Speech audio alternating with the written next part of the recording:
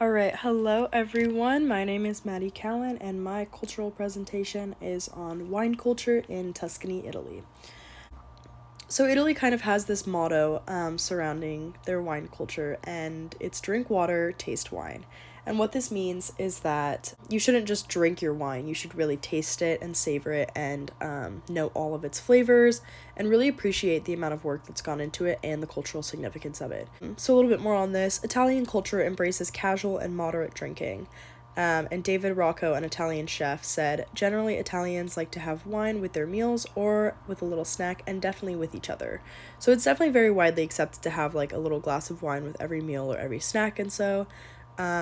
And also, there's a huge social aspect of casual drinking, which creates a sense of community in Italy. Additionally, Italians celebrate the cultural quality of their alcohol. While best known for their wines, other common alcohols include Campari, Limoncello, Aperol Spritz, Amaretto, Grappa, Bellinis, Prosecco, Americanos, and Amaro.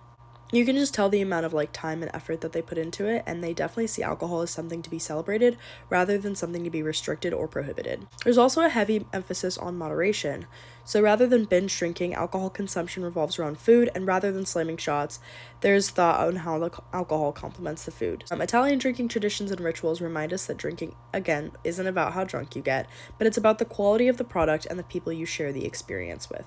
Now, this is obviously a little bit different than drinking culture in the United States, especially because the drinking age is 18 years old and it's not strictly enforced in Italy.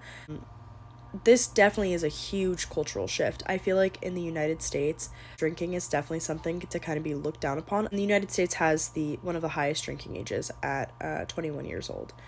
But in Italy, if you wanted to go and have, like family dinner or something, there are children as young as like 11 or 12 that you can see like having a glass of wine with their parents at the table, and that is totally widely accepted. And then also, what I found really interesting is that Italy has no laws against public intoxication. It's totally widely accepted to have your alcohol out on the street or to be drinking in public or even to be a little bit drunk in public because, once again, people aren't like throwing up on the streets and like getting super, super hammered.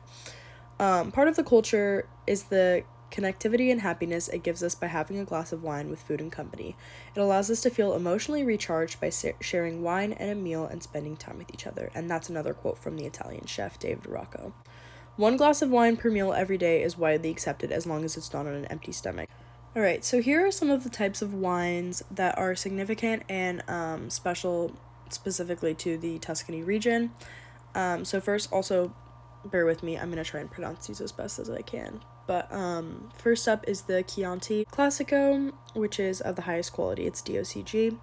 Then there's the Chianti Rufina, Chianti Colli Senesi, Colli Argentini, Chianti Montalbano, Chianti Montespertoli. There's Colline Pisane, and then Chianti Colli Fiorentini. And these are all different variations of red wine that are specific to Tuscany. So here's a map of the region in Tuscany. As you can see, it's kind of in central Italy, right by Rome and Florence. And then in here, you can see all the different regions.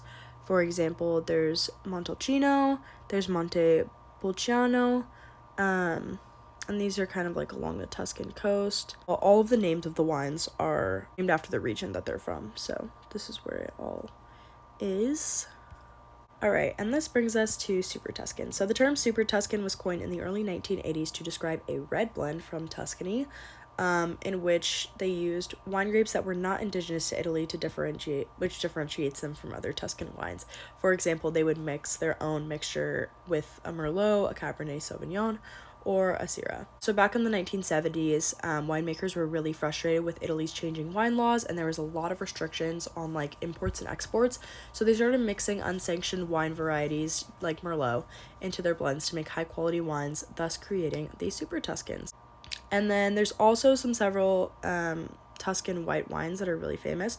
So there's wine from Trebbiano grapes, Vernaccia grapes, and then Vermentino grapes. And then there's also a dessert wine called Vin Santo, which is eaten with almond flavored biscotti, which is really good. I've tried it before. And then, like all countries that are huge wine producers, Tuscany does have a tier system of how their wines are ranked.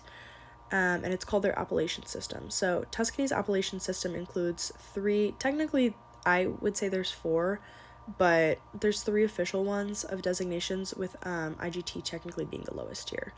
But the actual lowest tier is Vino de Tavola, or VDT.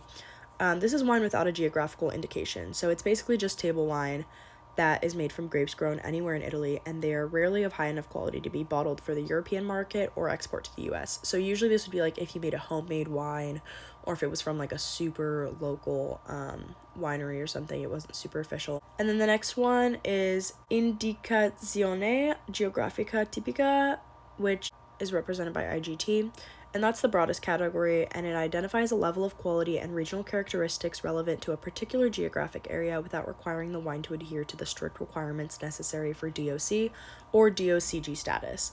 And there are 6 IGTs in Tuscany. Alright, and next up, I'm not going to try and pronounce this one because I'm totally going to mess it up, and I feel like that's disrespectful to the culture. So, DOC wine stands for Designation of Controlled Origin. That's what it means in English. There are 329 different DOCs in Italy, and those cover a variety of wines, from the sparkling wines of Prosecco to the Vinsanto dessert wines of Tuscany to a wide range of red and white wines across the country. Each DOC has its own rules about permitted grape varieties, maximum harvest yields, and aging requirements. And then as far as Tuscany goes, there are 41 DOCs that are in Tuscany. And then the highest quality are DOCGs, which must pass an in-depth laboratory analysis and panel tasting to guarantee their merit. And this denomination identifies Italy's highest quality wines. The country began granting DOCGs in 1980. And as far as Tuscany goes, there are 11 DOCGs specific to Tuscany. And yeah, that is my presentation on wine culture in Tuscany. As we can see, it's definitely a little bit different than the United States, but I really admire how much thought and effort and intention goes into their winemaking there. I think that that's something that's really special about their culture. And I hope you guys enjoyed learning more about it, because I know I definitely did. And thank you so much for listening.